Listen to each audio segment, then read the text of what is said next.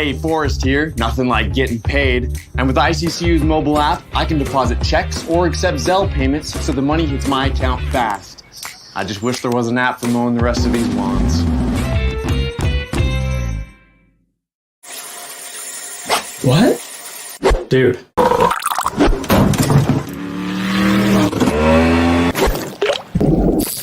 Fish on.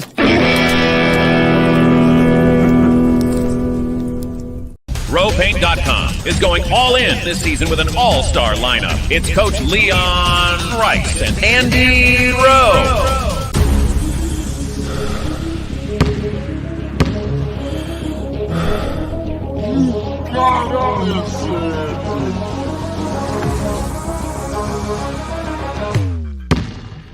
Oh no. Want to just paint my house? When I want Boise State to win, I trust Coach Rice to lead the Broncos to victory. And when I want the best painting and garage floor coating, I trust RowPaint.com to get that job done right.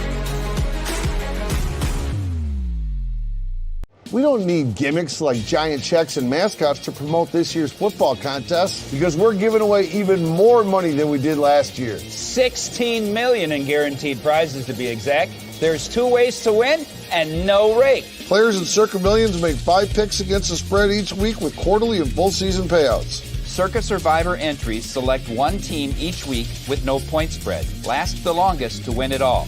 Visit circasports.com for details.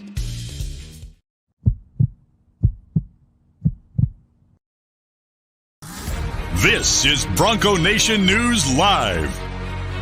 The best interviews, the most informed opinions, the latest breaking news, all from the top Boise State insiders. Today's broadcast is coming from the Cutwater Spirits Canned Cocktail Studios. Check out one of their more than 30 flavors of pre-mixed premium cocktails at your local gas station or grocery store. Cutwater Canned Cocktails is perfect for your next game day tailgate party. Now, here's 4-time NSMA Idaho Sports Writer of the Year, BJ Rains, with another edition of Bronco Nation News Live. Hey, how we doing, Boise State fans? Happy game day to you for the Once a Bronco. I almost put the pregame show logo up there, Jay Tust, as we get set for Once a Bronco and the Enchantment in the TBT tournament here, and it's always fun to have an actual game to talk about in the middle of July. So going to have some fun today. We got Jay Tust, sports director at KTVB, joining us. We're going to have New Mexico coach Richard Pitino join us.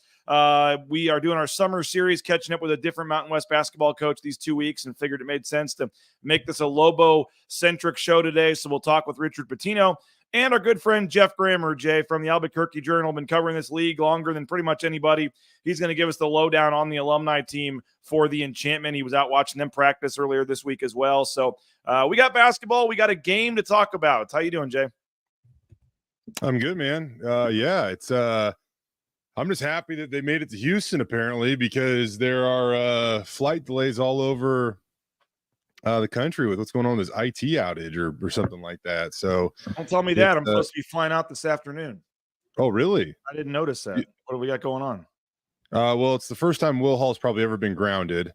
Will Hall came into town to visit, hang out for a few days from Minneapolis, and his flight is grounded. So maybe it'll be grounded long enough I can see him at the airport then, because I saw him at the maybe. I'd like to say hi to him again. He might actually be going out tomorrow. Now that you should, if you haven't heard about it, you really should check. It's I do think that it's okay. Only 2 flights have been canceled at the Boise airport so far. At least that's what we got in an email this morning from work. But yeah, it is a little crazy, I guess, traveling right now. Yeah, heading back this just for a little one final long weekend here. My family's already in St. Louis, can head back for a couple of days. Got my 20-year high school reunion tomorrow night. So going to catch up with some old friends and feel old. 20 years. I don't have mine for another 10 years, so I don't really know what you're at the 40 already. Wow. Yeah, exactly. Yeah, no. So it was an excuse to go back home for a long weekend, and we'll be back next Tuesday, ready to roll for football season. And so been working on all this Lindy's magazine stuff, and man, that's been quite a chore. And going to get home for a couple of days, and I hadn't realized anything about flight delays, so that'll be fun to look at. But The other night, Jay, that was a lot of fun out there. Yeah, The it was. Bronco Legends Classic, the 3-point slam dunk, the game. I really hope that becomes a yearly thing, because the TBT tournament's cool, and watching them on TV or whatever today on the stream will be cool. But like, I thought in person, that event was almost cooler on Wednesday night. Yeah, I agree. And, I just think it's, Leon Rice pointed this out. It's not like there's a lot of programs that go through the, I don't want to say hassle, but, the hassle of doing something like that. And it was just so cool to see everybody back on the court together. And it just makes you really realize that it has been kind of a special, not even kind of, it has been a special era at Boise State for Leon Rice and the gang. So really, really cool. I would love it if that became, an annual thing. Maybe, and hear me out as we, just kind of brainstorm for the future. Let's find a gym with air conditioning. Let's find a gym with air conditioning. We love Bora High. We love John Bora Anderson. Love Tim Stanley. Everybody over there at Bora. They do a tremendous unbelievably job. helpful. Seriously, you just care listen of us. Oh, it was awesome. Some awesome humans like Tim Stanley, the best of the best. Like absolutely. It was just a little hot. Yeah, I didn't have the memo either, so I wore long sleeves. I was cold all day. I had a little pullover on either there, brother. Oh man, that was it was rough. It was that was the only negative was that, but I think I lost about 4 pounds of sweat during the 3-hour broadcast, so that at least helped. Probably.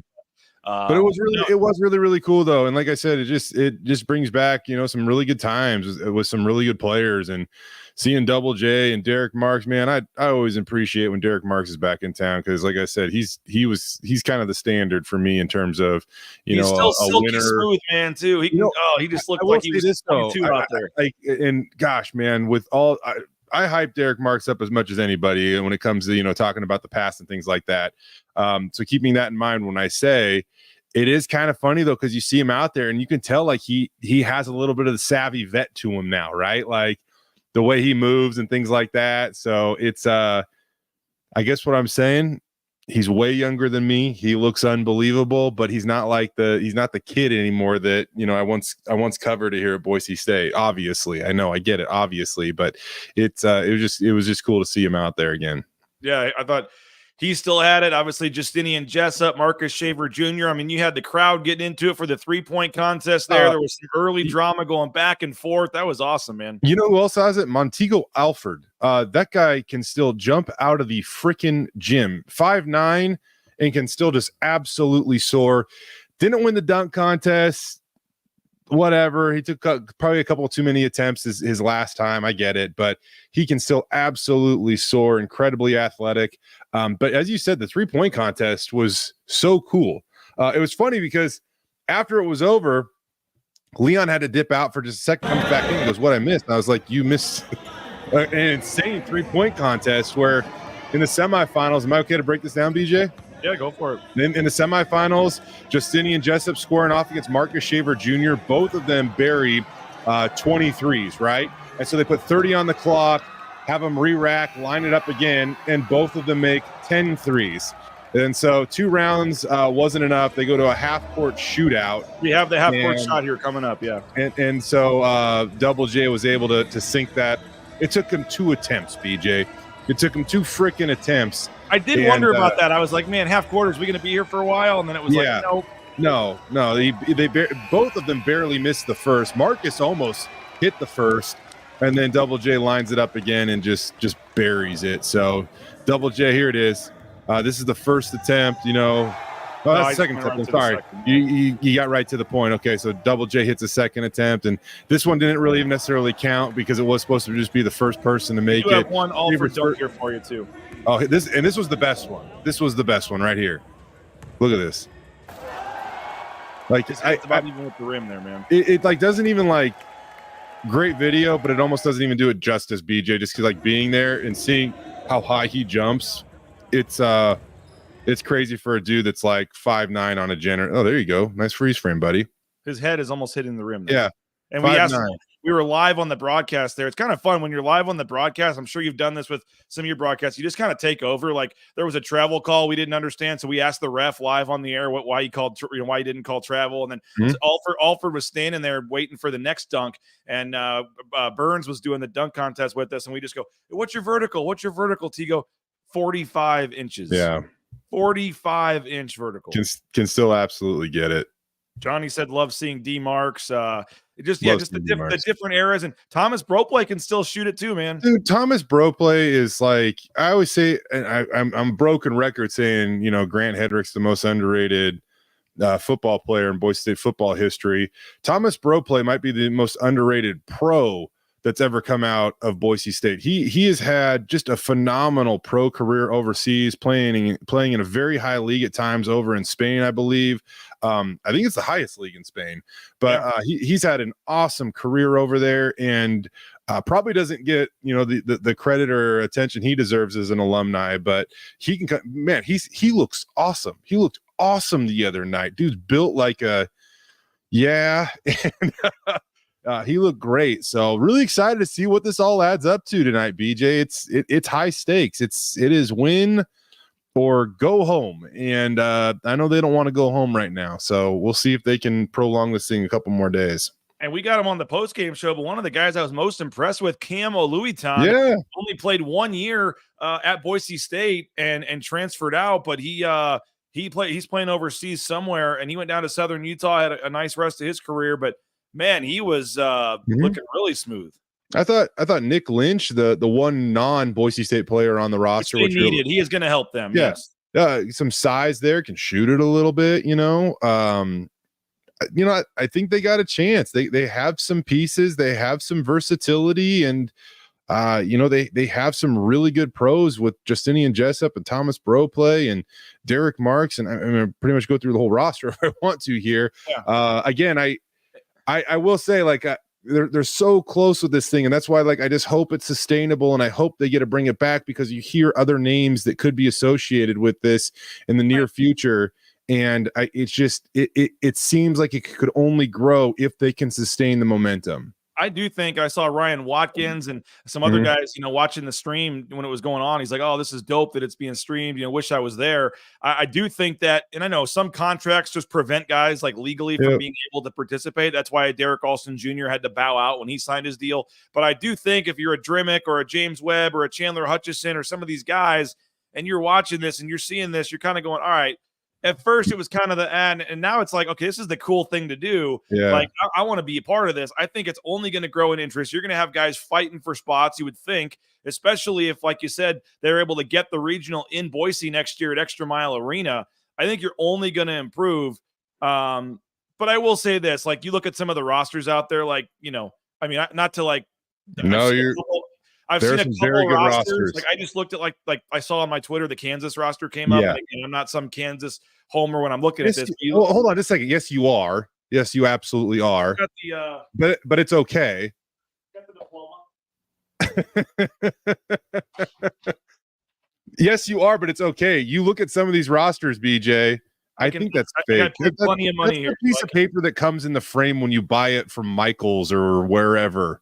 You know what? Like, a journalism degree might be the least usable thing you ever would need. So. Easy, Turbo. Right? Easy. Worth its weight in. You're right. Can you paper. Talk? They don't really care what any of that. But you're right, man. Their roster had like 8 NBA players on it. You look at it, it's like, okay, there's a different level on some of these teams. And so, but the point is, like, they've got a pretty nice roster. Can they win a game today? Hopefully so. Do you realistically seeing them in the Final Four with this roster of this tournament? Probably not, if you just take a look at some of the other teams they're playing. But I do think there's a chance to keep building this thing and keep getting this roster better and better and make this the cool thing to do in the summer. And like I said, I think even more important is the night they had, the celebration of Boise State basketball. You got, I still am not sure why you weren't a judge of the 3-point of the dunk contest. We were trying to get that done.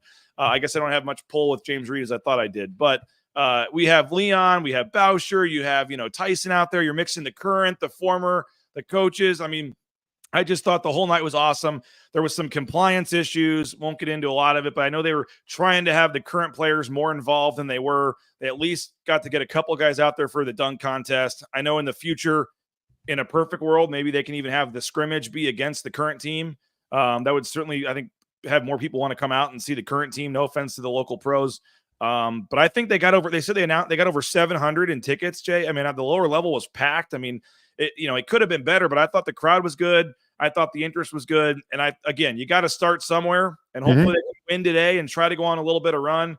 But I do think, if you want literally the best 10 former Boise State basketball players that are currently playing, no offense, I'm not sure they have all of them on the roster right now. It's a nice roster, but hopefully in the future they can continue to bulk it up. Yeah, I think you're right there, and I think that everybody would probably agree with that. I mean, if there was a day where it somehow works out where Chandler Hutchison and James Webb could show up along with Derek Olson Jr., and all of a sudden you're getting into a lot of length and size and versatility with that lineup, and that could be really, really special. And Drimmick, I mean, I asked, maybe we can break this down real quick, because Leon Rice, I put him on the spot. He came on in the second quarter of our broadcast. It was Tyson and Johnny and I, and you dipped out after you said you'd join us, and then you just left. Hold up. I did not know that. You texted me, and I get in my car and I'm driving away. I was for sure you had seen it, because I think I even talked to you after. I'm sorry. I honestly didn't. You were doing highlights. You had a lot going on. I thought about coming back. It was fun. It was just A, it was hot. B, my butt Will's in town, and I was trying to get out of work a little bit early that day just so I could hang out. But yeah, I should have. Could have stayed a little bit longer. My bad. No, but in all seriousness, though, I asked Leon on the spot, what would be the all-time Leon Rice starting five?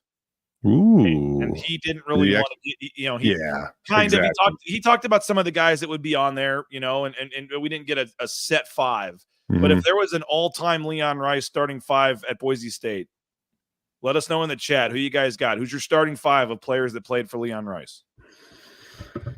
Is Tyson Degenhardt in that group? Is that prisoner of the moment, or is he? Wow. Is he there?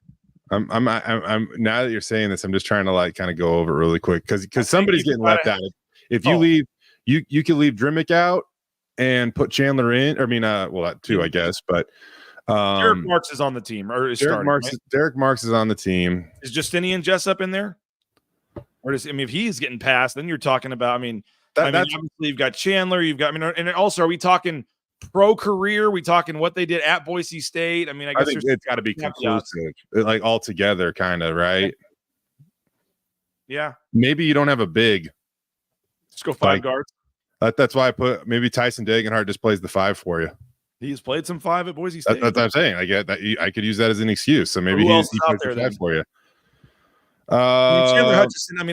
I know he didn't do much in the NBA, but he was a first-round NBA draft pick.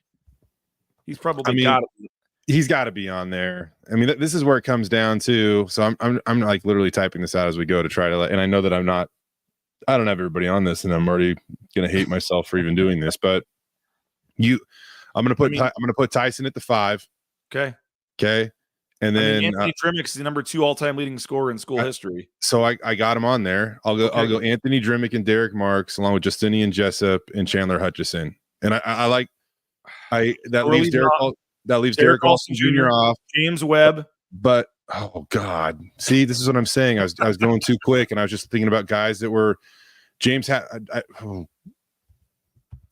The point is they've had a lot of great players here, man. They have had a lot of great players. Play the five. James probably has to play the five. So then now all of a sudden I got to take Justinian Jessup or not Derek Marks, excuse me, Justinian Jessup or Anthony Drimmick out of the starting lineup now.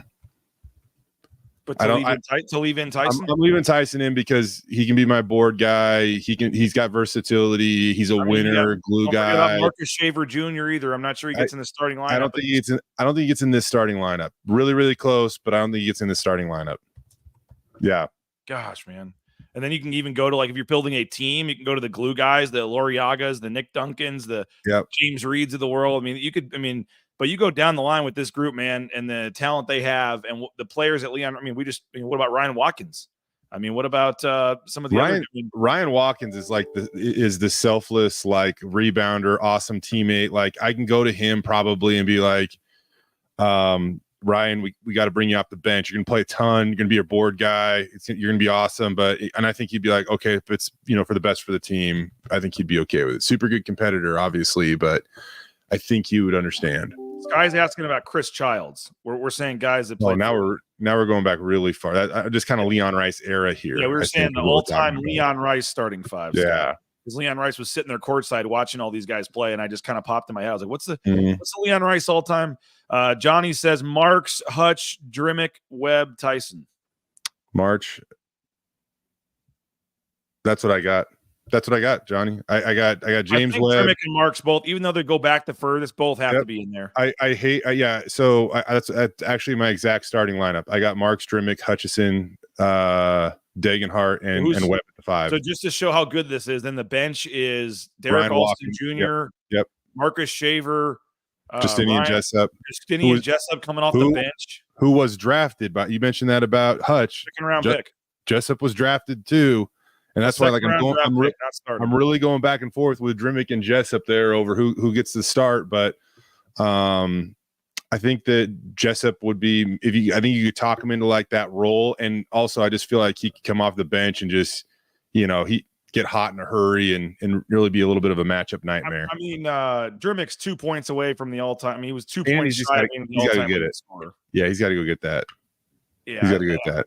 But the point is, man, Abu Kijab, somebody brought up, I guess. Son of a. Man, I guarantee you there's way more we're missing. All-time legend. I think so highly of Abu. What was the starting 5 in the game against Dayton? It was Nick Duncan, the 2015 game against Dayton. Nick Duncan. Iggy Hadziomировich. That's right. Iggy Hadziomировich, yep. Because that team had Nick Duncan, Chandler Hutchison was a freshman, James Webb, I believe, Derek Marks. I'm pounding away at the keyboard to get to this answer here, BJ. I'm trying to think the 5th was Iggy. Iggy Hadziomировich, probably. It was somebody's saying, what about Mladen Armouche coming off the bench? He's good coming off the bench too. Iggy Hadziomировich, Chandler Hutchison, Derek Marks, Nick Duncan, and James Webb III. What a 5! What a starting 5 there. Yeah, bringing Rob Heyer, who played a good amount in the G League in his career, as well as Montego Alford off the bench, and Mikey Thompson, who's back in Boise, by the way. I saw him at the game. He's working for the NIL program. Yeah. That's pretty cool that Mikey Thompson's back in town. But overall, it's an awesome night. Leon was telling stories about how they brought the current team and the former team over to his house after they scrimmaged on Tuesday, and they had a barbecue. And then once the current players all left, all the former players stayed and told stories all night. And he was saying that Abu Kijab and Derek Marks were getting into it about who would win one-on-one. And he goes, "Hey, I got a ball and a hoop outside. Let's go figure it out." And they ended up going into the kitchen and playing one-on-one with a trash can in the kitchen. And we said, "Well, who won?" And he said, "Well, Derek kept calling too many fouls." Just the competitiveness of these guys. And I can't imagine what it was like for Leon Rice, just sitting there seeing his son playing with, Max playing with Derek Marks and all these levels intertwining. I mean, it was pretty darn cool. And the bigger point is Boise State basketball, for all of its lack of NCAA tournament success, Jay, certainly has had a lot of talented players, has put a lot of players into the professional ranks, whether it be overseas or the NBA. And I hope they can keep that thing going, man. That was a really fun night, seeing the current players interact with the former players. You had 700 plus people there. I thought it was awesome, and I hope they can do it again next year. Yeah. I will say this, and I asked Leon about this with Max, and I know that Leon tries to avoid he's kind of, I think he's okay with it now. I know that he's kind of really tried to avoid the father-son, answers or whatever for a while, but it didn't seem like it's that long ago where Max was the little dude leaning against the scoring table in Dayton when, again, Derek Marks and Anthony Drimmick were leading the Broncos to the NCAA tournament. And now all of a sudden you fast forward over a decade or about a decade from the first one, and you have him playing on the alumni team, So yep. Alexandra says, just tuned in later. We talking about the event at Bora. Yes, we were. Thank you, Alexandra, for tuning in. Fun event. Awesome time. Hope they can keep it going. It was super cool, Jay, that they were able to get that thing done. And we're going to talk about this matchup. And I do want to get to our guest here in a second, Jay, but just what you saw from that team and that game, against, I get it, the local pros, they did their best. They were overmatched. What do you like about once a Bronco, and what could you see giving them problems? Because for me, they're going to have to make shots. They're obviously guard heavy, Shaver and Derek Marks, and whether it be Max Rice or Kijab, these outside Jessup. I mean, they're going to have to hit some outside shots to advance in this thing. What do you like? What do you maybe don't like? I think it's just, I don't think there's anything I would say that I don't like. I wish they had a little more size, man. They could have used them a lot in their moves on this team. They could have. So I maybe that. I also just think like once they do feel like they max out their alumni, that's like the one thing, and time will help with that. And there are contracts that, as you said, have prevented that. Not nothing against the guys on the team, but they don't have the 10 best former players playing. Once you feel like they're really, really close to maxing that out, like there can be a guy or two that are left off, but once you feel like they've basically maxed out their alumni options, that's when, that I would say that would be like the one thing that it just leaves you wanting just a little bit more.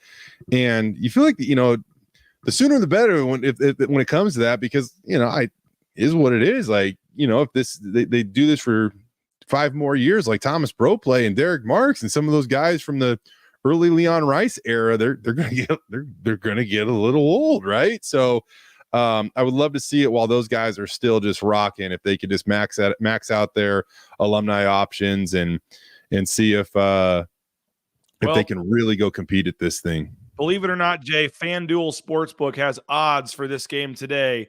The Enchantment. Wow. 5.5 point favorites. Boise State's once a Bronco, 5.5 point underdogs tonight. Okay. Today. 5.5 points. If you're liking the money line for once a Bronco, you can get plus 205 on your money line at FanDuel. What is this? I'm not sure if Circa has it, our sponsor. We'll check. I do want to thank a couple of our sponsors real quick, Jay. Cutwater Spirits, more than 35 flavors of pre-mixed premium cocktails. You can pick one up at your local gas station or grocery store. Next time you're looking for a nice beverage on the golf course, tailgate season coming up for football, make sure you check out Cutwater Spirits. Our title sponsor, roepaint.com, roepaint.com, the official paint and coatings company of Boise State Athletics. And again, all those concrete coatings, your residential, industrial, commercial, all your painting needs, check out our title sponsor at roepaint.com. Did you miss the Tyson Degenhart show last night? If you did, you can go back and watch it on the BNN YouTube channel. Great stuff with 2 newcomers, Alvaro Cardenas and Javen Buchanan. They did a great job with Tyson last night. Heard some funny stories, and that was a good time. So ICCU.com, Idaho Central Credit Union. So happy the Raines family made the switch, and you will be as well if you make the switch. Get more information. Find a branch near you, ICCU.com. Bauscher Real Estate, we saw Matt out there Wednesday night. It was his idea to go to the half quarters there, which ended up being a good decision there at the Once a Bronco game, the Bronco Legends Classic.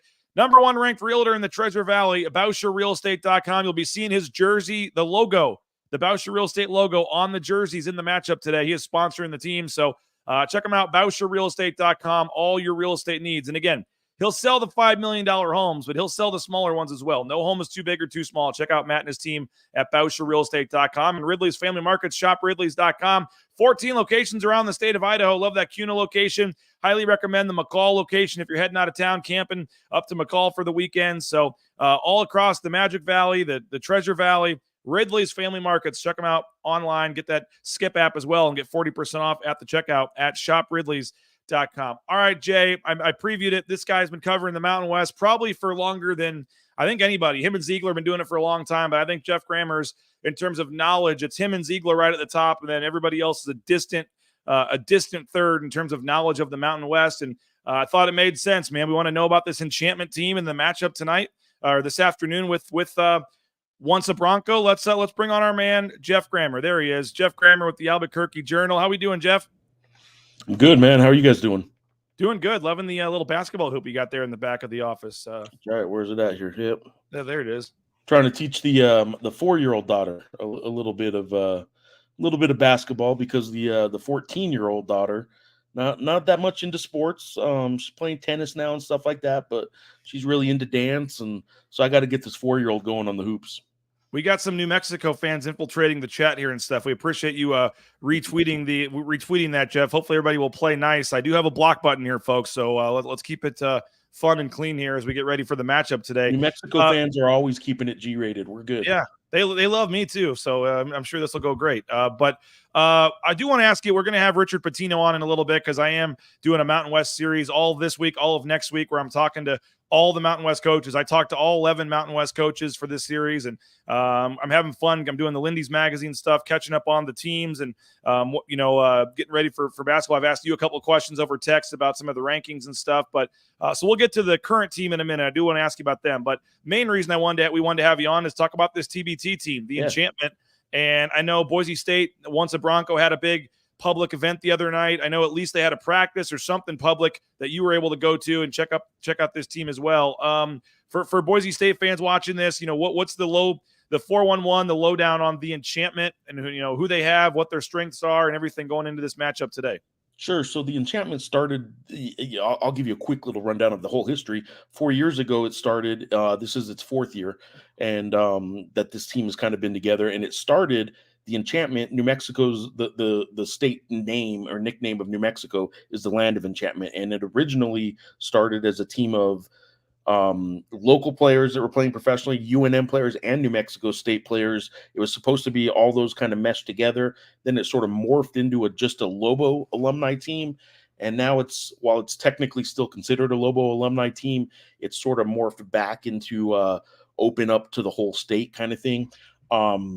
They're the best player on the team and has been now for this is his 3rd year, and probably the best player in this game. I know Derek Marks is right up there, but as far as what level they're playing at professionally is Scott Bamforth. He's a guy from Albuquerque, went to Del Norte High School here, and didn't get recruited by anybody. Went to a junior college, went and played at Weber State with his now best friend. He was teammates with Dame Lillard.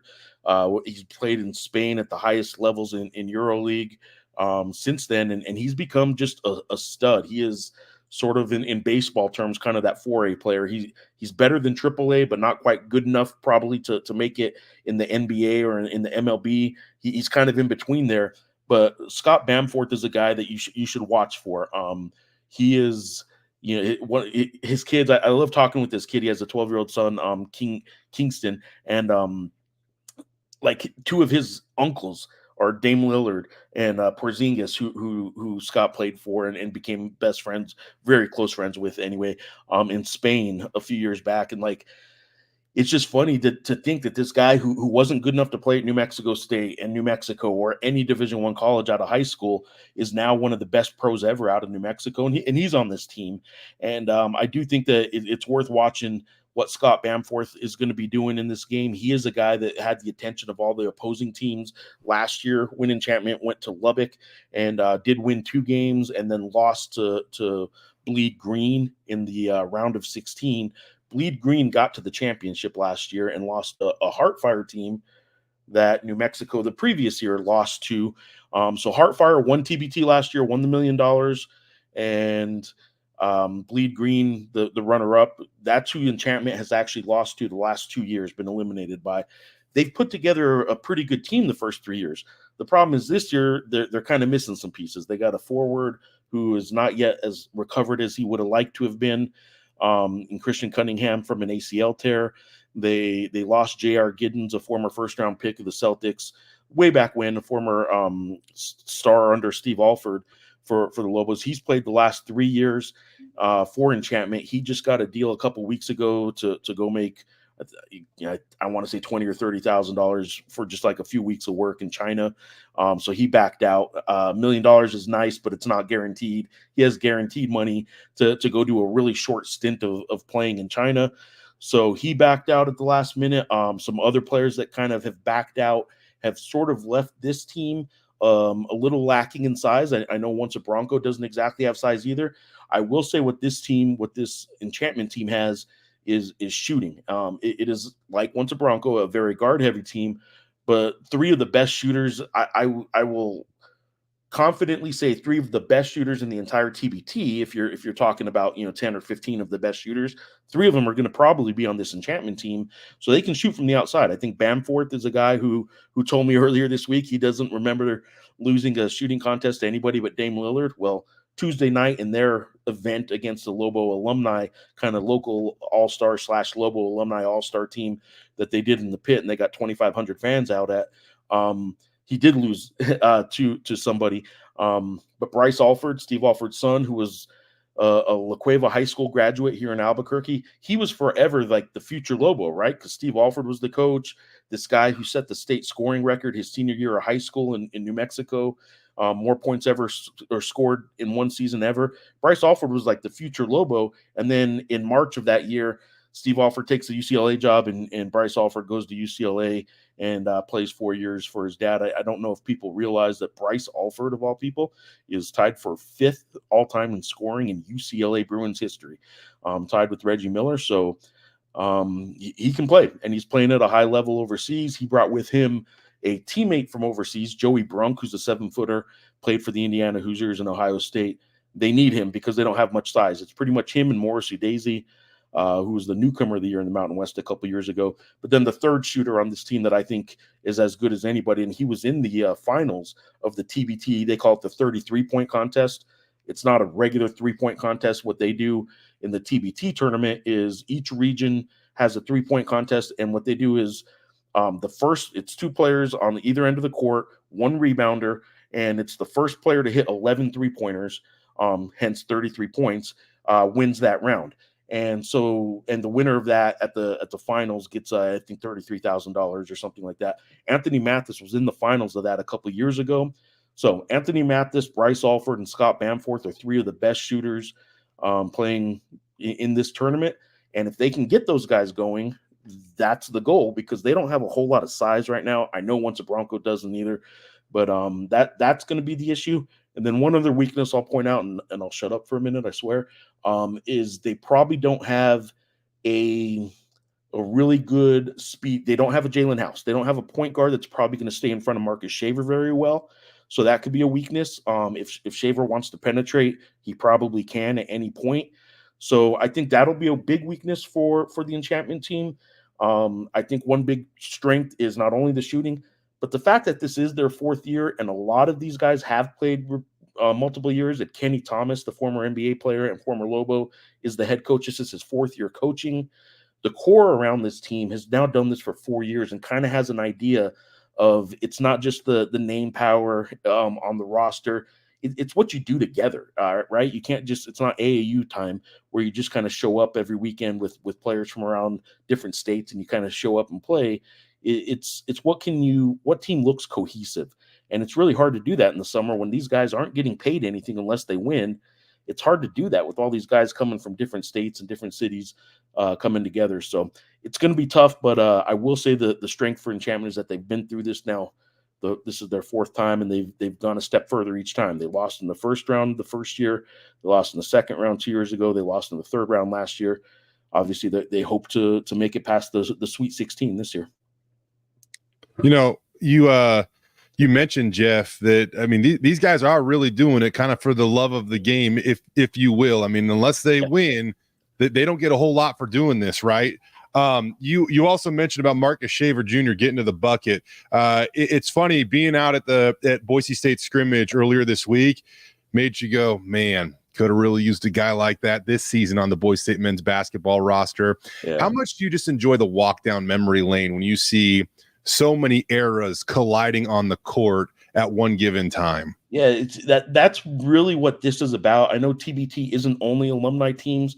I don't know if they're up to about 50-50 that they call alumni teams, but really that's what it's been about, especially at a place like here in Albuquerque with the New Mexico Lobos.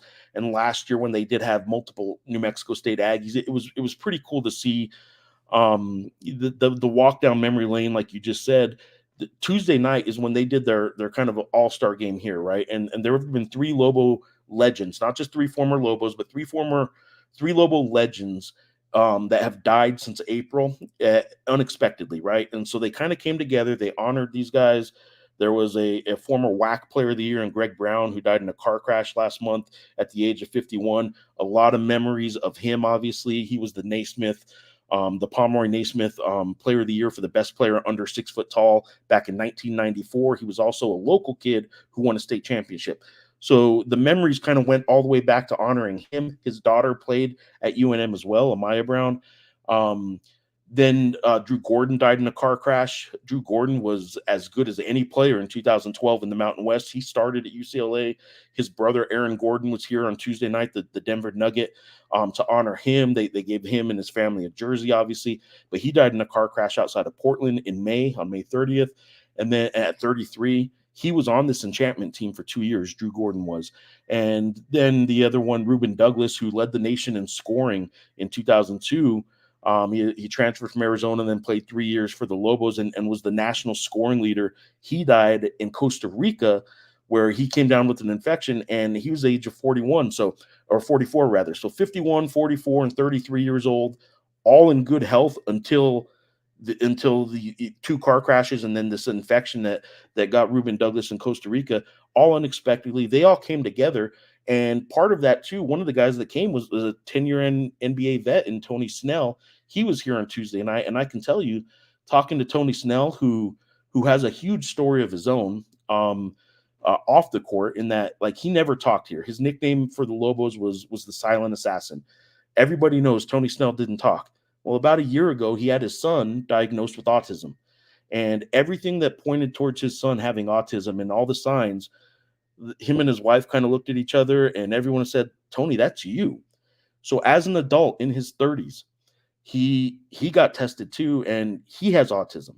And he now has a foundation, and he is speaking out to raise awareness, not only for his son, who has autism, and get him the help he can, but now he's trying to, like, encourage adults, especially in the Black community. Many haven't been tested, and he said, look, like, it's never too late to check for this, right? One thing he said when he went on the Today Show, and it kind of blew me away a little bit. He said, I want my son to have all the help he can for autism. I want him to get any help he can. But I'm glad I didn't when I was growing up, because they would have put me in special ed and I probably wouldn't be in the NBA today. I probably wouldn't have been playing basketball. They probably would have separated me. He doesn't want that. And the guy who never spoke to me, I've known him for over a decade now, Tony Snell. I shouldn't say never spoke to me like rude, like I have his number. We've texted. He gave me more in about a 5-minute post-game interview Tuesday that I'm going to write about this weekend than I think over the past decade he's ever said. And he told me, he said, look, I can't be a mute forever. I have a story to tell and I want to tell it. And I wanted to come back and honor these guys. Drew Gordon was a teammate of his. The walk down memory lane, all of that converged on Tuesday night, and that's what this kind of does. That's what TBT allows for, right? All these stories cherish each other is what they kept saying. Like, they just lost 3 teammates that they weren't expecting to lose. Oh, yeah, and then there's a basketball game too, right? There's basketball around all this. But, yeah, I would say the walk down memory lane really hit hard this week because they had the 3 guys they were honoring that had just passed away. Tony has this great kind of story off the court to tell, and it was pretty good. It was also kind of interesting to see an NBA player on the other team, right? And it was an interesting game because the Enchantment won, but they didn't dominate. I can tell you that. Bill L saying in the chat, wow, inspirational. Yeah, that is quite the story there. Good for Tony, man. And do you know the website or anything for his foundation? Or I don't. I do believe it's just his name in the website. I'll pull it up while we're talking here. Okay. Really cool to follow college athletes' impact in their respective communities more than just athletes. Jay, I echo what you said. I mean, he's talking about, well, they're not going to be able to keep Marcus Schaefer in front of them. And, like, we're getting into strategy with, like, former players here. And you're thinking about just, like, the different matchups in here. I mean, are New Mexico fans a little worried about Max Rice, Geoff? Yeah, nobody that was one of the worst possible matchups, right? Like, I don't know if they would have recognized a name on 63 other rosters. There's one name that they didn't want to see, and it was probably Max Rice. There might have been another. I don't know. Jimmer Fredette used to kill him about 10, 15 years ago, I guess it was. Yeah, Max Rice, they do not want to see. I don't think anybody here, while they might like Max Rice, they don't like Max Rice against the Lobos. So, no, they're not happy to see Max Rice. I will say real quick, TonySnellFoundation.org is TonySnellFoundation.org is his foundation. I do think that the Marcus Shaver thing, by the way, Marcus Shaver and Jalen House, high school teammates, and they work out together in the offseason. And I do think Marcus Shaver could be a problem because I think your fastest point guard on this team, Troy Simons, played for the Lobos for 1 year under Paul Weir. He wasn't at this Tuesday night game, and he's a little bit quicker than those guys. but Troy Simons might be their fastest guard that can defend. And then you're looking at like Bryce Alford and Anthony Mathis, who are not known for foot speed. Scott Bamforth can defend a little bit too. You probably don't want Scott Bamforth having to expend all his energy on guarding a fast point guard because he can really get going offensively. Like I said, he was the guy that everybody focused on the last 2 years in Enchantment, the opposing teams, I mean. So I think matchup-wise, it's going to be interesting. I think this is a decent Enchantment team. I don't know if it's their best, but I heard you say 5 or 5.5 point favorite.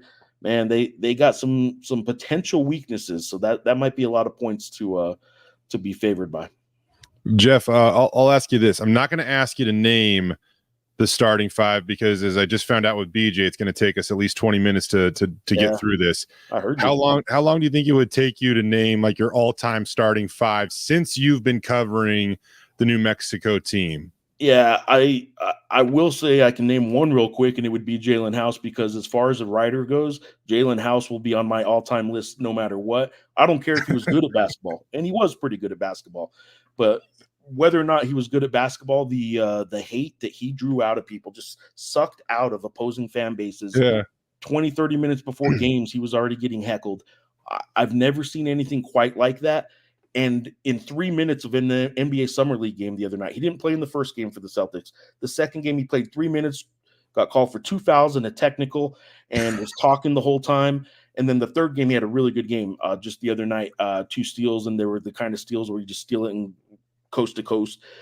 And he was talking the whole time. Like, that is him. And I can't emphasize this enough. He almost is Tony Snell off the court. He hardly talks. He's almost a hermit. He doesn't go out. He plays video games all the time. One of the nicest guys ever off the court, and just really quiet, almost socially awkward. He just loves wearing that black hat. And he loves the wrestling mentality of, I'm the bad guy. And once I'm in that ring, I will let everybody boo me all you want. But as far as the top 5 goes, Jalen House would have to be on there. And there have been some good point guards that I've gotten to cover. I'll rattle off a few names. I won't say these are on the team necessarily, but if you go back to Alex Kirk, Cameron Barstow, Kendall Williams, even a Hugh Greenwood is in terms of glue guy, role player type. Those guys were good. I really liked Tim Williams' game. Elijah Brown is a shooter. Wasn't very popular, but Elijah Brown's got to be right up there. And then, more recently, you got the Morrissey Daisies, who only played for the Lobos 1 year. I thought he was a really good post player. And then Jamal Mashburn Jr., like, there have been some good guys over just the past 10, 11 years. And then Tony Snell. I didn't even mention Tony Snell, who was a first-round draft pick of the Chicago Bulls and never even made first-team All-Mountain West. Derek says, I never understood the house hate from Mountain West fans till I saw him cook my team in the Mountain West Conference tournament. One of my favorite memories ever is the guy with the hat. He's on here. The Foam Ranger. He's on here. He's here.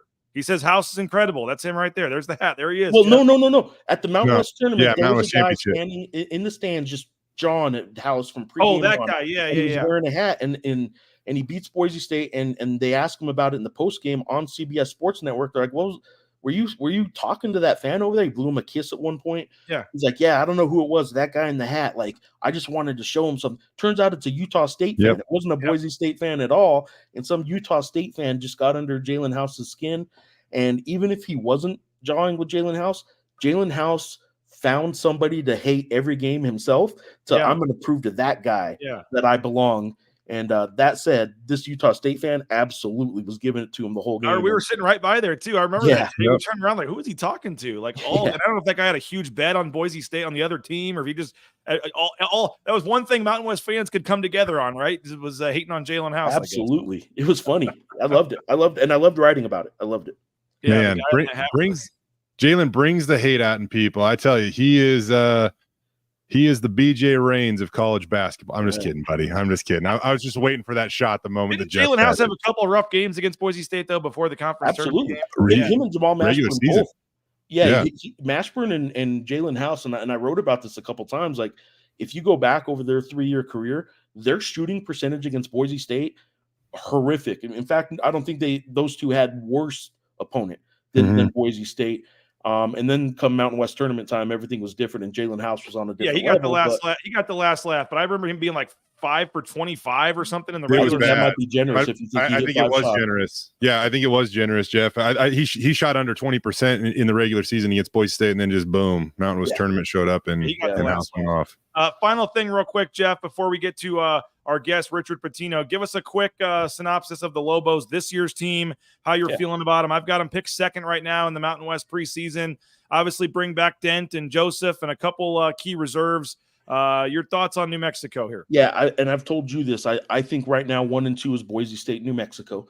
I wouldn't argue passionately in either position there. As much as I like Jalen House, and he was a fantastic player by the end of his senior season last year, I do think he's a tough player. Him and Mashburn both are tough players to play with.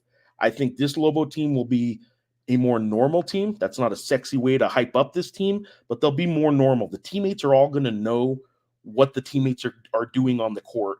Whereas there were times last year, Jalen House, as unpredictable as he was for opposing teams, was also unpredictable sometimes for his own team. And I just think this team is going to be a little more traditional, and I think that's a good thing. I think Donovan Dent does have player of the year capability. If you're throwing out 4 or 5 names that are going to be in the running for that, I think Donovan Dent right there. I personally think Nelly Jr. Joseph is probably going to be not a preseason all-conference guy, maybe a second-teamer. I think he has a chance of sneaking onto that first team. I think he was playing really good last year at the end as a center. I think he deferred a little too much maybe to JT Toppin because the freshman had a fantastic freshman year. But I think as far as the newcomers go, well, one other returning player that I think is worth noting, True Washington, is a defensive shooting guard who I think is going to be a problem for some Mountain West teams. I do think that as far as the newcomers go, he won't be JT Toppin, but there's a freshman, Jovan Milicevic. He's from Arizona, from Toronto originally, and he has both his parents are from Serbia. This 6'10" guy he's beefy. He can shoot outside. He's very good offensively. He won't be as good defensively as JT Toppin was. And then they got a transfer from Arizona who is from Serbia, Filip Borovicevic. Good luck. Philly B is what I'm going to call him. He might start. B. Yeah, and Phil. Yeah, he's 6'9" and a guard. He's a 6'9" guard, and I don't know the last time the Lobos have had a 6'9" guard. He is legitimately a guard, not a forward in any way, and he can pass. I think he'll be a key player. And last guy worth noting that people probably will see a lot of is CJ Nolan. He's a transfer from North Texas. Originally was a 4-star guy that went to Oklahoma out of high school. And I think that this piece or this roster meshes together better than last year's roster did. And I think they have a chance to be pretty good. We'll see. Their non-conference schedule is not what UNM's non-conference schedule has been for years. They are playing UCLA in a neutral court. They're playing on the road in Madison Square Garden against St. John's, Pitino versus Pitino. But St. John's and UCLA are 2 preseason top 25 teams. They're also playing Arizona in a tournament with Arizona State, USC, and St. Mary's. They have VCU at home, New Mexico State at home, which is a rivalry. They have one of the tougher non-conference schedules that they've ever had. You okay? Am I going to be called a homer, or are you okay if Boise State's first, New Mexico's second? You're absolutely a homer, but no, I think that's fine. I think either way, I honestly don't know if I was submitting a ballot right now. I don't know who I'd put one. I'd put those two, 1 and 2, and I can honestly say I don't know for sure who I'd put 1 and who I'd put 2, but I do think there's a little drop off after them. Somebody will emerge and be right there with them, but I can't tell you right now who it's going to be. I think those two are, in my mind right now, clearly the 1 and 2 based on returners and newcomers. Well, hey, man, we appreciate you jumping on and joining us. Great stuff, helping with the viewership here with all the New Mexico fans. We're going to get to Coach Pitino here in a second. I know you said you were going to get the viewership high, for when Coach Pitino came on. Yeah, when I was at their practice just the other day, they've had a couple media sessions, and after his little media scrum, he came up to me a couple minutes afterward and said, "Hey, by the way, that question about so-and-so, top 3 or 4 dumbest questions I've ever been asked." So me and Pitino both are in midseason form. I'm asking the dumb ones. He's you're going to get a shout out. You get a shout out on the interview. Actually, he said he had some extra work for you looking at the non-conference schedules. He said, that's true. He gave you some extra work, and he said that's always a good thing or something to give Geoff Grammer some extra work. So appreciate you as always, Jeff. Thanks a lot, man. We'll see you in October, I guess, for media days down in Vegas again. They're going to do that, it sounds like, and we'll be basketball season will be here before we know it, man. We appreciate your time. Appreciate it. Get all your Lindy's work in. I've worked for Lindy's football about 15, 20 years now, helping with some editing. So get all your Lindy's work in. All right. I got 13 Mountain West stories turned in. I got 4 Big 12, and I still got like 10 Big 12 to go and some other women's stuff. So I got about 5 days till the deadline. So I'm all right. Shameless plug. Go buy Lindy's magazine when it hits the shelves, everybody. There you go. Thanks, Appreciate guys. it, Jeff. There he is, Geoff Grammer, Albuquerque Journal. Jay, great stuff from Jeff, and that's going to be a fun game today. It really is. Yep, looking forward to only a few hours away, man. Looking forward to it. Jay, I'm going to get to the Richard Pitino interview. I already taped it, so no need to make you hang on. I already made you stay on way longer than typical, so we'll blame Geoff Grammer for that. But thanks, as always, Jay, and we're going to play the Pitino interview in just a second, but have a good weekend to you, and we'll be talking to you soon, man. Yeah, everybody have a good weekend. All right, Richard Pitino coming up in just a second. But first, Lithia Ford of Boise. Check them out, lithiafordboise.com. Lithia Ford Boise. Again, go online, view their full inventory of vehicles. Do what the Raines family did. Purchase that F-150 from Lithia. You will not be disappointed. So happy with our purchase and the customer service and the free oil changes when we go back and get those. I mean, it's just tremendous customer service. So go online, view their full inventory of vehicles at lithiafordboise.com. Taco Bell, we're going to be doing a live show out at Taco Bell here in the near future. TacoBellWorks.com.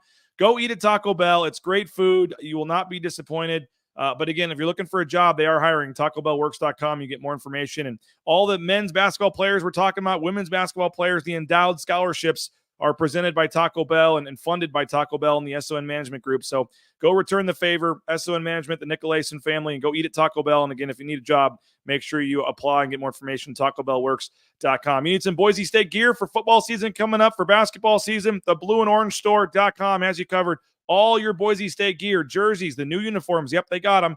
Jerseys, hats, bumper stickers, car flags, jackets, polos, anything you need, sweatshirts, they got it at the Blue and Orange Store. Online, the blueandorangestore.com, or right there at the Boise Town Square Mall on the second floor next to Pro Image. Speaking of jobs, how about transportation compliance service? You want to get into the trucking industry? You want kind of a job where you're out on your own and on the open road and a lot of freedom, hours and things like that? Transportation Compliance Service can help you with all the permits and things you need to get you out there towing that first load in no time. Check them out, transcompservice.com. And Lean Feast, again, 10,000 meal combinations, all fresh, all healthy. They're feeding the football team. They're feeding the basketball team. They can feed you as well. And again, leanfeastmeridian.com. Reach out. Tell them you heard about it on BNN. They'll hook you up with a deal. And again, they now deliver anywhere in the Treasure Valley. So no excuse to not eat healthy at Lean Feast. All right.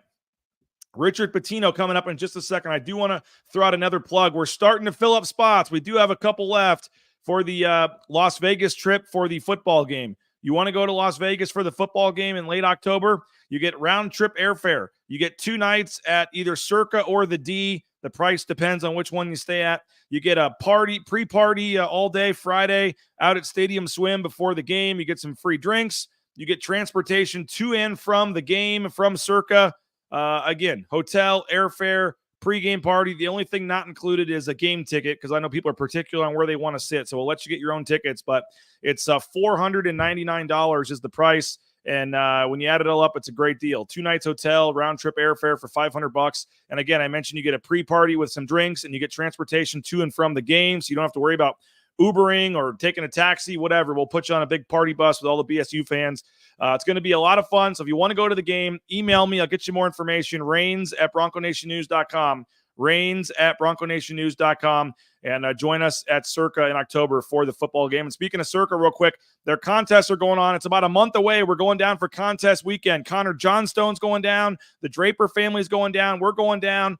If you're interested in coming down with us, you get a free steak dinner on me at Barry's. If you come down with us, you get a discount on a hotel. But we're having kind of a BNN weekend. It's week 0 down at Circa to sign people up for the contest. Again, $10 million guaranteed for Survivor, $6 million guaranteed for the Millions. It's a $1,000 entry, but if you get a couple buddies, split that in half or get that down to $250. I mean, I think one year the guys that won the $1 million was 4 guys that each put in $250, and then they each got turned into $250K each. So if you're a big NFL football fan, you'll love this. I highly recommend it. Get a couple buddies together, and again, this is 100% legal using our proxy Tom Carroll. So you have to sign up in Vegas. Come down to Vegas with us, or I can sign you up if you don't want to go. I know Kent Riddle, Brad Bedell, we're talking about getting in this as well. Our friend Barry over there from the James. So we're going to sign some teams up, but we can sign you up. We can sign up to 10 teams up. If you're interested, reach out. Let me know. We can help get you signed up And again, then you, through a Google Sheets kind of email every week, you're able to make your picks. You give them to Tom, and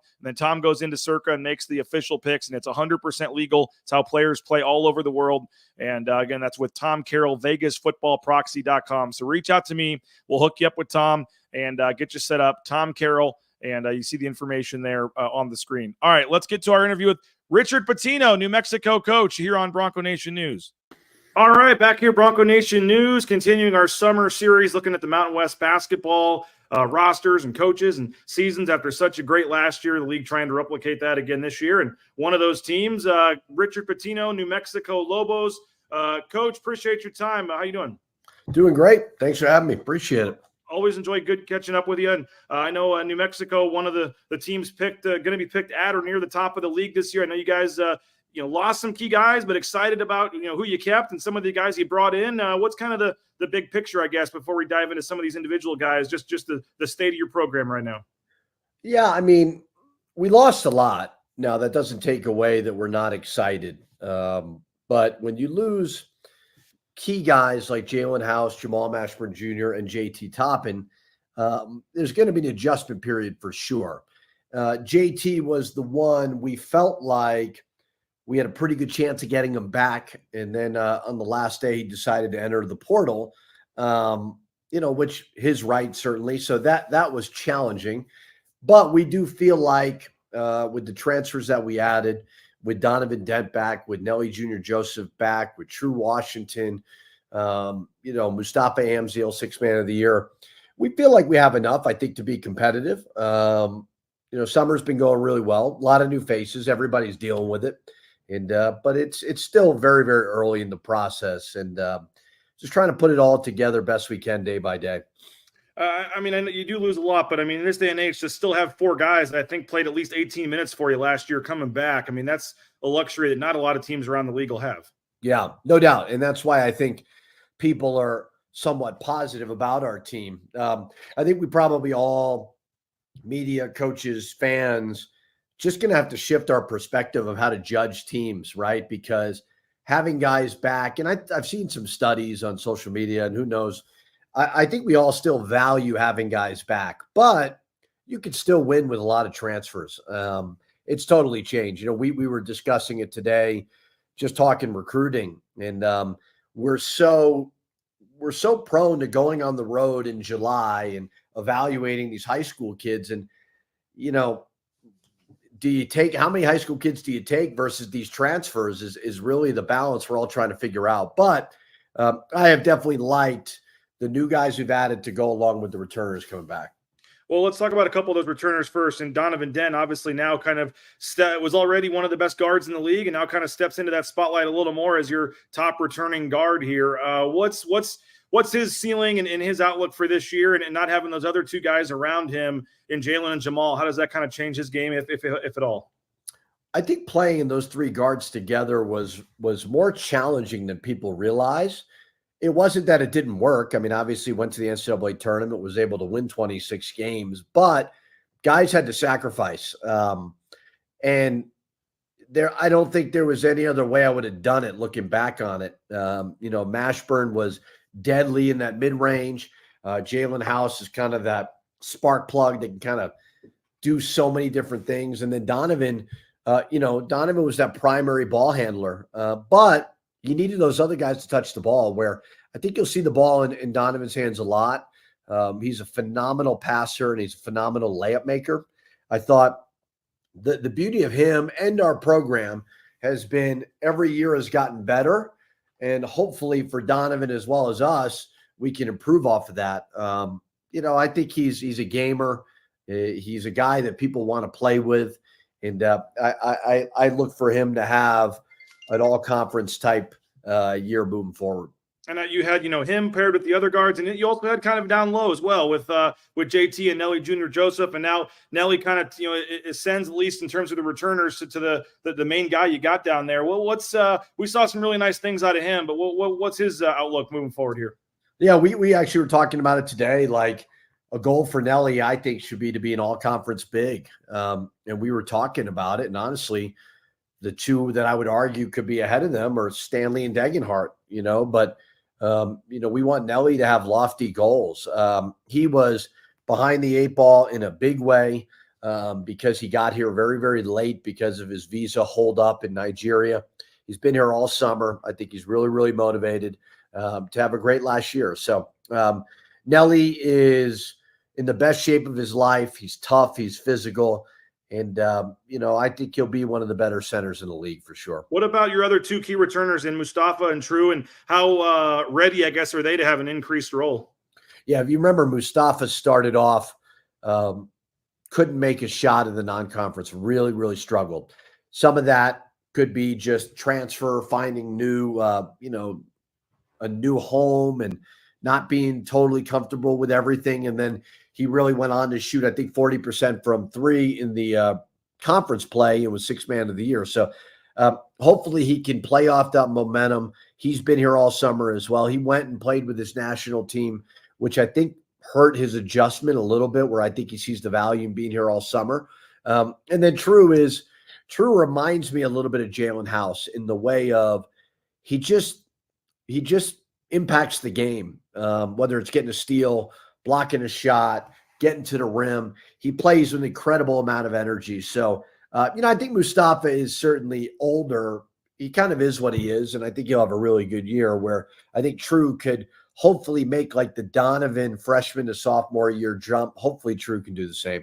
I know you're excited about some of the transfers you brought in as well. Maybe just touch on some of those guys and the ones you see in making, a big impact for you. Yeah, I mean, we tried. Obviously, the JT thing threw us for a loop a little bit, and so we had to go figure out, power forward wise, what we were going to do. And Mustafa Amzil he's a 4-3. He can play some 3, and we've tinkered with it a little bit. We really like Jovan, high school kid that we took out of Canada, and he's been very, very impressive, who could be a 4 for us. He kind of reminds me of Degenhardt a little bit with the skill set. Now, he's still young. He's not as seasoned as Degenhardt is. But then we got Ibrahim Asako is a terrific, terrific athlete. CJ Nolan is a veteran guard who we really like. Philip Boravichan, I'll say his last name wrong, is a kid we've been very impressed with out of Arizona. He's a 6'8" guard with size. I think he'll make an impact as well. Atiki out of BYU. He had been hurt. He's now starting to play, and his athleticism is very impressive as well. So we've got a lot of players, which is going to be a unique challenge for sure. So overall, I mean, it sounds like you feel pretty good about it. And as I said, I think most people, myself included, are going to have you somewhere in the top 3 for sure. I guess just it's July. I get it. You're still piecing this thing together. You don't play a game for several months. But knowing this league and knowing your team, and you feel pretty good about things? I do. I actually look at us like Boise was last year. I don't remember the exact non-conference, but I remember them really beefing up the non-conference, and I believe Boise lost a couple of those games. And I think probably from your Twitter, you see fans kind of getting angry about it. And that's why coaches don't schedule as tough as Leon did last year or I'm doing this year, is because people lose perspective. I think Leon knew he had a good team. And in the end, they were playing their best basketball, and maybe the non-conference had something to do with it. If we can survive our non-conference, that's the key, because we play at St. John's. We've got UCLA in Vegas. We've got Arizona State, who's really, really talented. Then USC or St. Mary's, starting a series of VCU at home. We play New Mexico State at home. So I made the comment, I think it's the hardest non-conference schedule in the history of Lobo basketball. Geoff Grammer started looking up stats and trying to prove me wrong.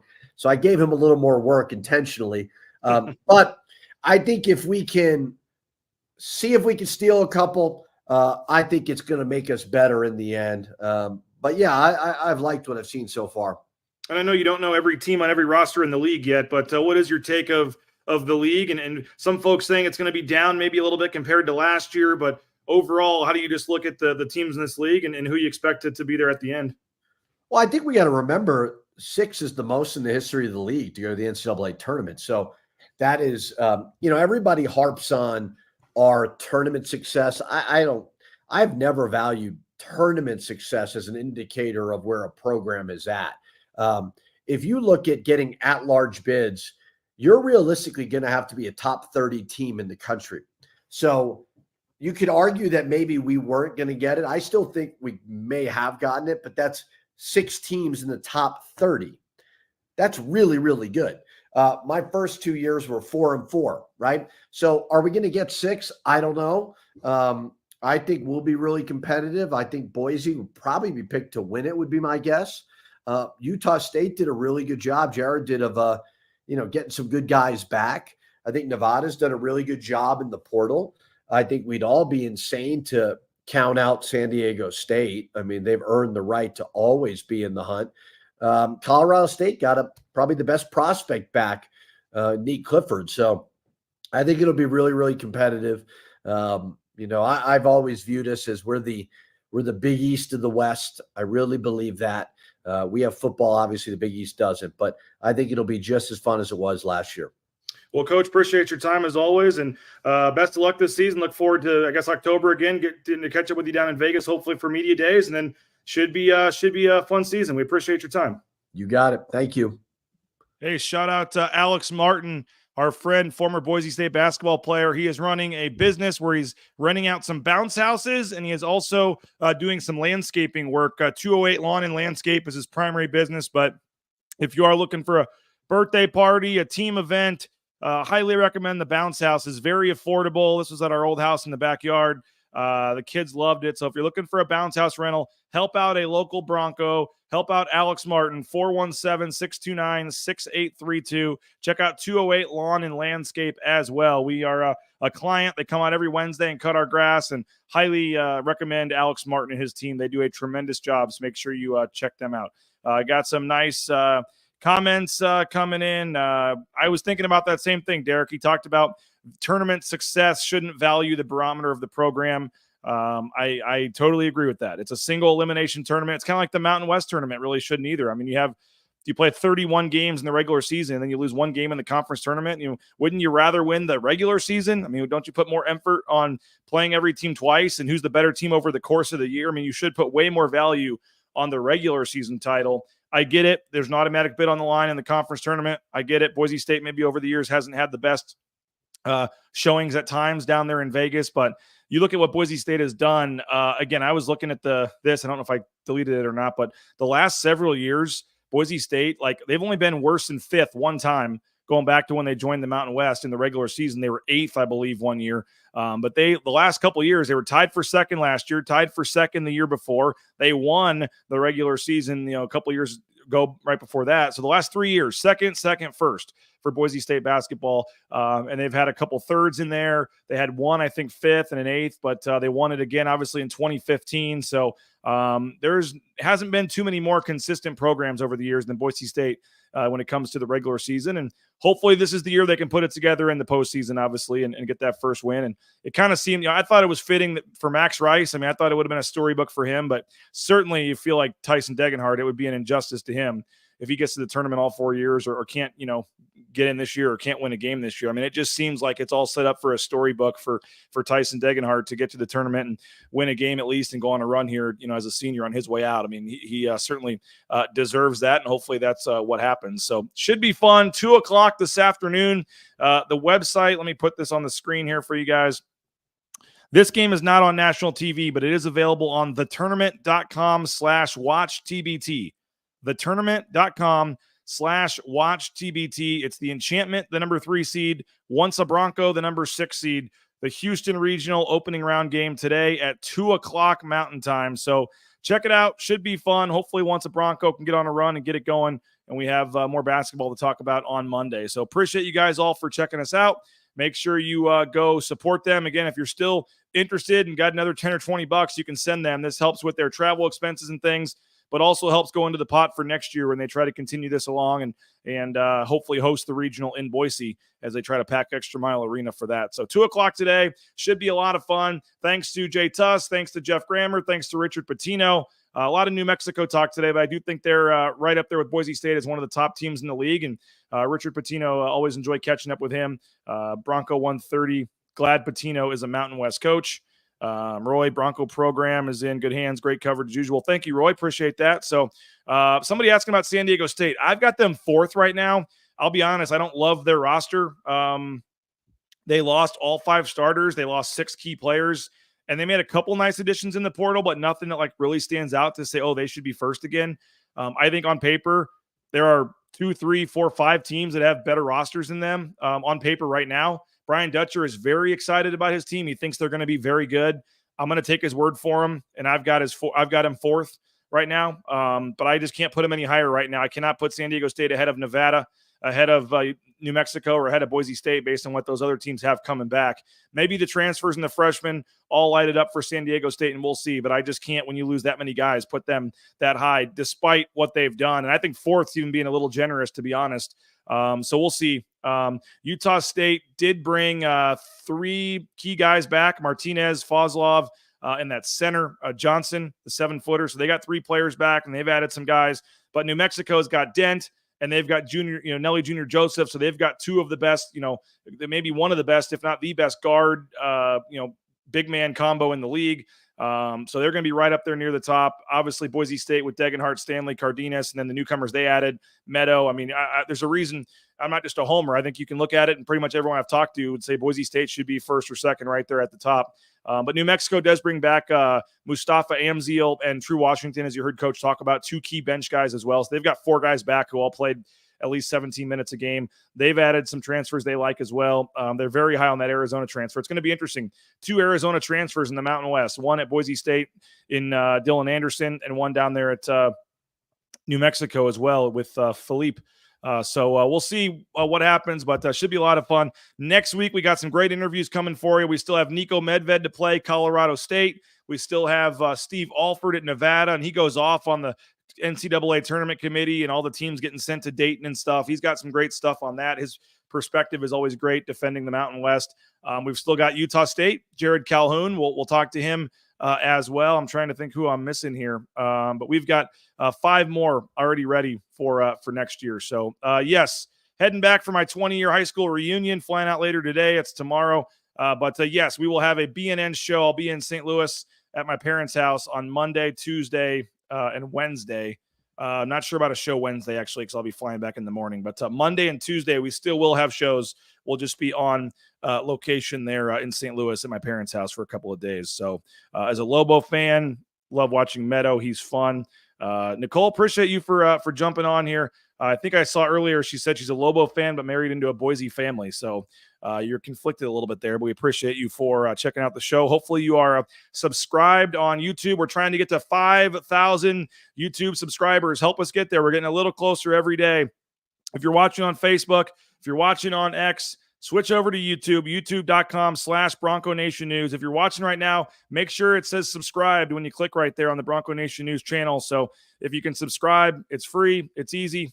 You can turn on the notifications so you know when we go live. And again, primarily cover Boise State, but we're trying to expand a little bit into the Mountain West as a whole and really try to grow this channel. And I think if you're a Boise State fan, you want to know what's going on with the other teams in the league and how they're doing and stuff. So we're going to continue to grow this thing and build this thing.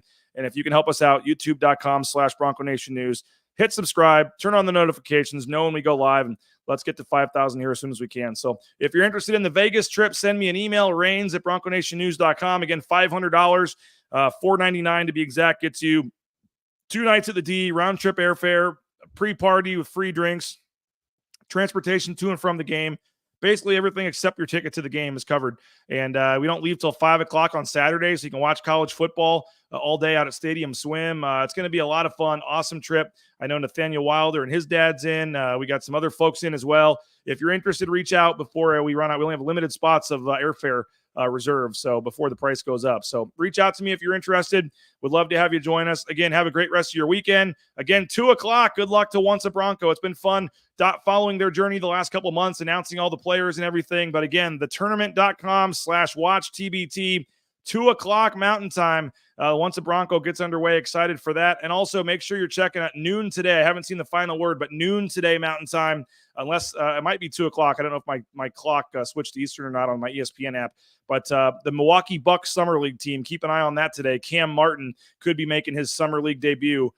Former Boise State center Cam Martin could be playing with the Milwaukee Bucks Summer League team today when they play their game at either noon or 2 o'clock. So keep an eye out for that. So appreciate you guys. Have a great rest of your weekend. Good luck to Once a Bronco. We'll talk to you Monday morning Bronco Nation News Live, BroncoNationNews.com.